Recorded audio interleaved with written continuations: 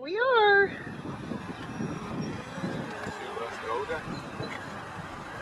There's the family getting ready. Ed's got his camera out. See the pagoda? Races would give the spectators a chance to see in competition what they could go down to the showrooms and purchase. The man who created all of this was Carl Fisher, the very same man who would later develop Miami Beach from swamplands into an exotic resort area. He also developed Montauk Point on Long Island and spearheaded the first drivable highway across the United States. We entered the track between turns 1 and 2 at the South End Short Straightaway. Up ahead is turn 2. There are 4 turns, each measuring exactly 1/4 of a mile from entrance to exit, and they are banked at 9 degrees and 12 minutes. The main straightaway, which we will be seeing in about 5 minutes, and the backstretch, coming up in just a moment, each cover 5/8 of a mile, so that the entire track is 2.5 miles around. From time to time along the way, you will see some of the portions of the road course built between 1999 and 2000 and revised in 2008. It winds through the infield and links back up with the oval over to the northwest. On the right are the original VIP suites built in 1973. Well, the scariest place to watch. We are riding on the very same 2.5 miles used by the drivers almost 100 years ago. Only the surface has changed. During the fall of 1909, down went 3,200,000 paving bricks, which is why the track still carries the nickname, the Brickyard. And where are the bricks today? Well, about 85% of the way around, they're still there, buried under several layers of asphalt. The most recent repaving job took place in the fall of 2004. If you think you may have spotted a golf course on either side of us, well, you have. It dates back to 1929. It's been revamped a couple of times since, most recently in 1993 by the world-famous Pete Dye, who used to live in Indianapolis. A regular 500 driver before he ever learned how to fly a plane. In 1945, the track was sold to Anton Holman Jr. of Terre Haute, and it has remained in the Holman George family for over 60 years. And there's never been any tax dollars used here. The track is privately owned. Well, I have Homer stop here so we can get it closer. Starting in 2007, the 500 cars have run on ethanol. NASCAR, however, does use gasoline. The tall building on the left is called the Pagoda. It was completed in 2000. This is where the Master Control Tower stood from 1950s to the late 1930s. The entire 2.5 miles looked like that, and it made for a pretty rough ride.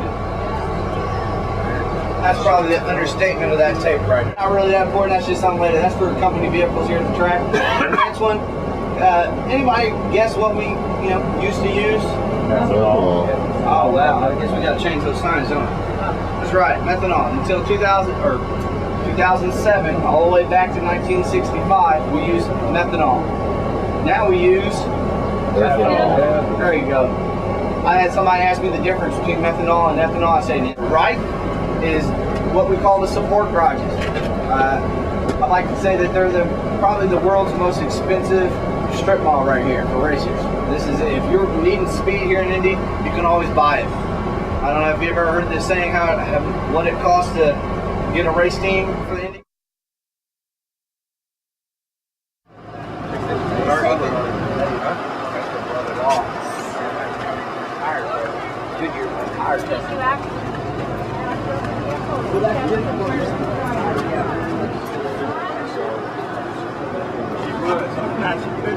It's amazing how smooth it is, though. It's the art of bricks. It's the tradition.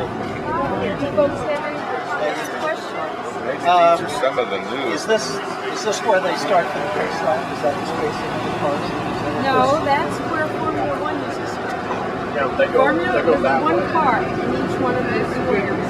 And Formula One runs What do you think, Taylor? all races in Europe. That's nasty. People are kissing the... I know. It's a tradition. It's a tradition. I ain't doing it. When we got sober. You've only had a few drinks in you. Uh-huh. Nah. Yeah. Kiss a brick, Alec. You kiss it. Yeah, come on, Alex. Brick. You do it, Lee. Kiss it for us. Kiss their brick. Yeah, Ed, why don't you kiss it? Kiss a brick. Come on. Yeah, boy. Come on. Nah, I'm not much for that. Kiss the brick. No, she's got Can't get back up if she gets down. she's got another log to kiss later. Oh my goodness.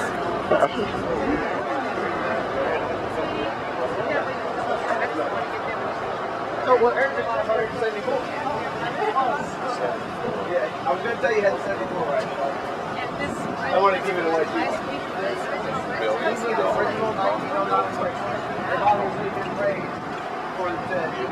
And what is the reason for this, son?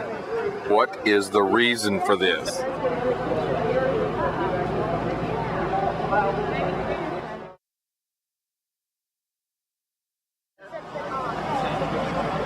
Through the hole, through the barrier. And there's the end of it all. Press room. Most people, when they see press room, they think a little square room, square tables, and lots of chairs and everything. They're screaming at me. True story. Well, the cot was in the wall, and I was excited and got it turned back on and started filming again, and it was a pretty good night. Thank you.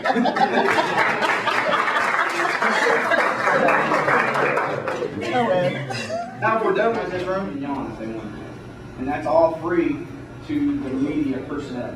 Because here, we can't tell them what to say, but we can, give them all they want and try to see if they say something nice about us. Yes, ma'am. How do you determine which media people sit where? Well, I'm sure there's some kind of pecking order to that. The exact one, I'm not exactly sure, but I'm guessing. See, this one only holds 350. 350 on the top 500. There's another overflow lot on the second floor, which they have an awesome view of a concrete wall.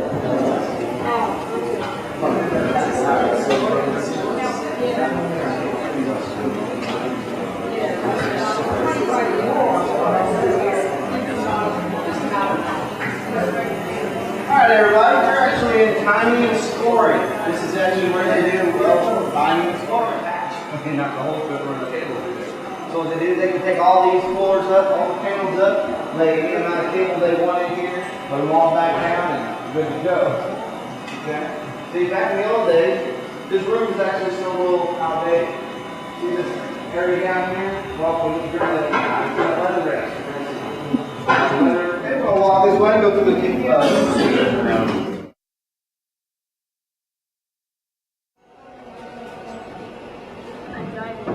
Yep, you sure are.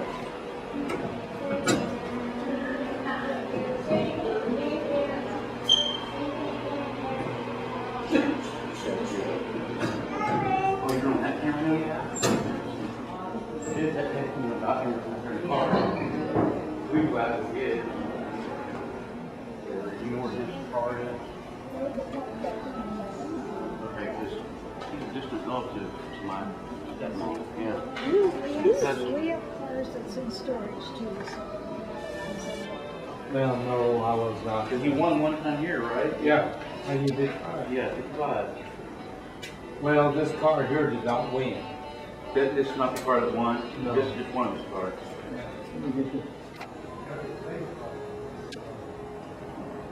Wow.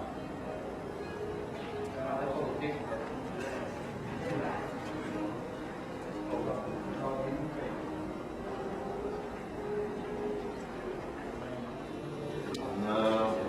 Okay, they said there was a film somewhere back there. Oh.